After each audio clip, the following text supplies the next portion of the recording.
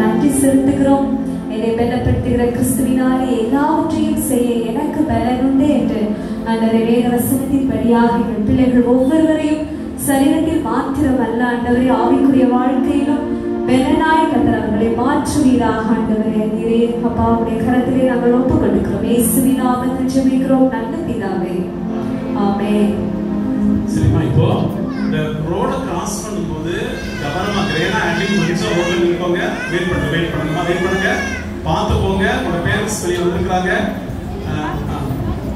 ரோட கிராஸ் பண்ணும்போது பார்த்து டீச்சர்ஸ் ஒரு நிமிஷம், ஒரு 2 நிமிஷம் இருந்துருவாங்க. டீச்சர்ஸ் மட்டும், பிள்ளைகள் பார்த்து மெதுவாக போங்க.